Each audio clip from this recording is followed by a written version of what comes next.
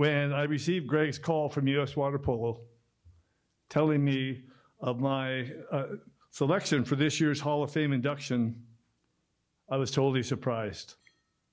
That surprise is now transformed into a profound feeling of honor, privilege, and heartfelt respect. I am deeply moved to be here today to receive this award amongst all of those who have come before me. Legendary men and women who have been recognized for their contributions to what all of us here consider the greatest of all sports. Adding to all of that, I'm privileged to be here with some other very special people. First and foremost, sharing in this ceremony with Kylie, Chris, and Doug. Legends in their own right for all their contributions and achievements to the sport. And from Hawaii, I'm honored to be included with Hall of Fame inductees Aaron Chaney and Chris Duplanty, who between them competed in 6 Olympic Games. There is one other group that I need to mention. 5 of my teammates from UCLA have previously been inducted into the Hall of Fame. Dave Ashley, Stan Cole, Russ Webb, Bruce Bradley, and Jim Slatton. And if you combine them with our legendary coach, Bob Horn, they went on to compete in a total of 12 Olympic Games. Just think of that for a minute. 5 future Hall of Famers and a Hall of Fame coach all on the same team. I would say it's a pretty remarkable group of teammates that I had. And after all this time, come on, I was thinking I was the one that was responsible for all those wins back then. But, so thank you for honoring me, but I really feel this award honors all of water polo in Hawaii. Therefore, I would like to dedicate it to all those players whose timeless commitment, positive attitude, and hard work, plus a belief and trust in me, helped put Hawaii water polo on the map. They truly believe in the phrase, "To whom much is given, much is expected." And I would not have been nearly as successful without them giving back so unselfishly to Hawaii water polo over the years.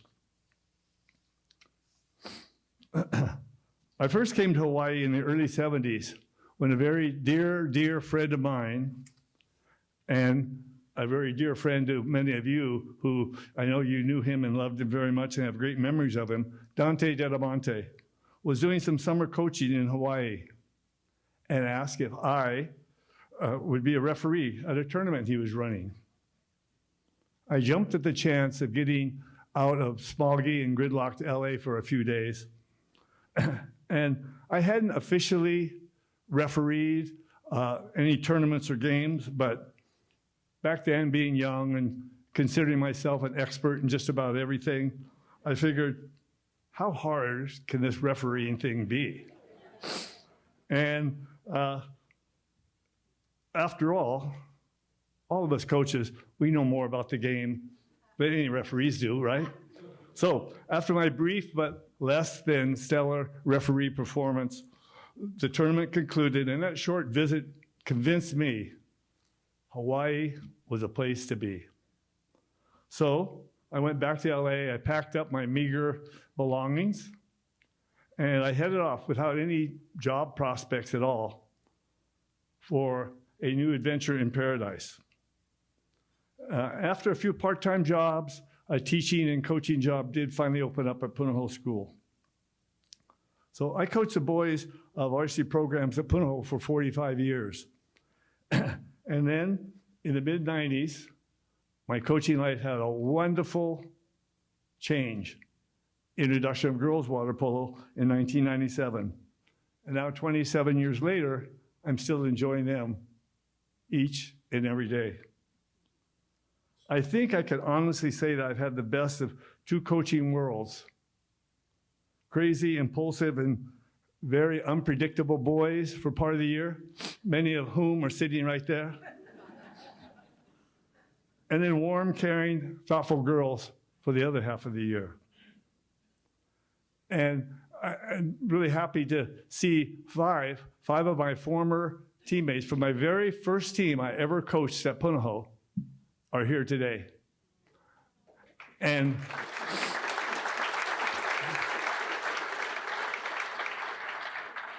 also on the other end of the scale, I have one player here that's the class of 2026, and she's going to be a great, great player in the future. But of course, none of this would have happened without a lot of people that help you along the way.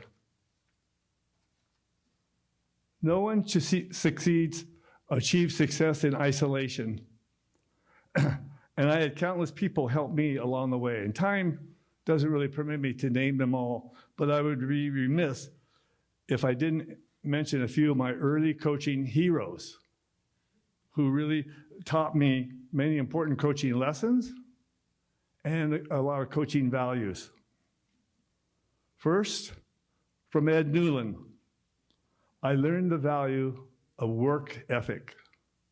He once told me he didn't have as much money as other programs had to run a collegiate program. He didn't have much of a water polo background as his colleagues had. And he didn't have a pool on campus to train in. But the one thing that would set him and his teams apart was that he vowed that no other coach or program would ever work as hard as he and his anteaters did. And if you knew Newland and the UCI program, you knew this to be true. When I think back to Newland, I think one word really described him, and that is relentless. Relentless in his demands he put on himself and on his players. So from him, I was inspired to apply that same kind of work ethic to my own coaching. From Pete Catino, I learned the value of compassion. He told me that one of the reasons for his success was that he not only coached the most experienced players in his program, but also the least experienced and the youngest ones.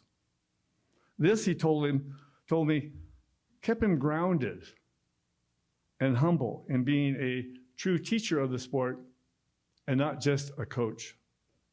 It taught him how to be empathetic to the needs of those less talented players.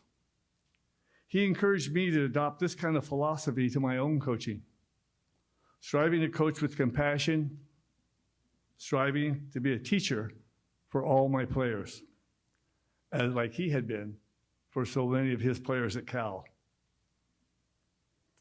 From Bob Horn, I learned the value of teaching fundamentals.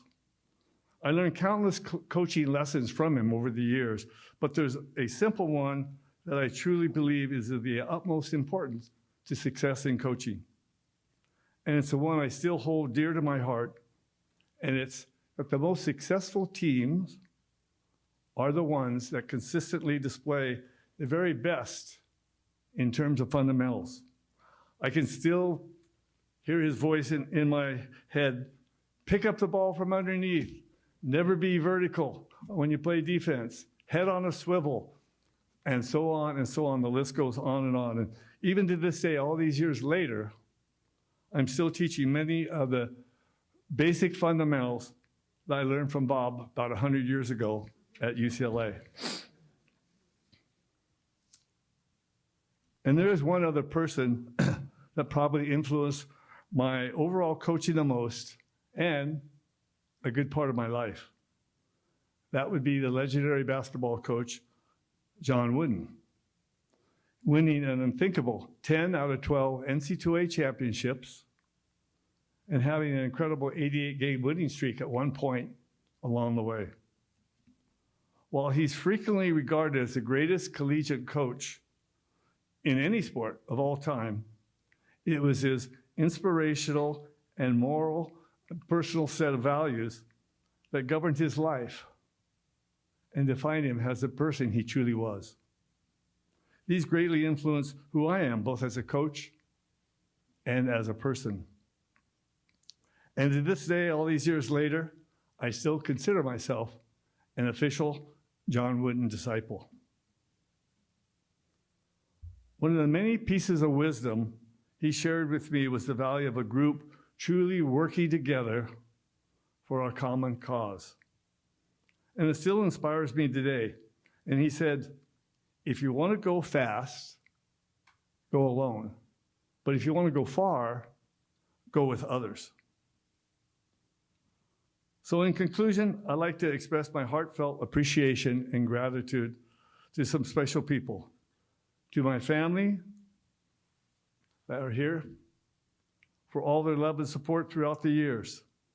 To all my former players, many of whom are here today, and who were always willing to go with others and to give back so unselfishly.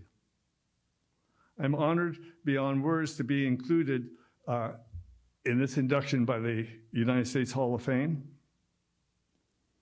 And one last thought. People ask me, after 50 plus years, why do I keep coaching? What usually comes to mind is something I read a long time ago, and it goes like this.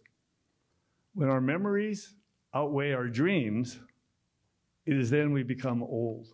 Or when our memories outweigh our dreams, it is then we become old.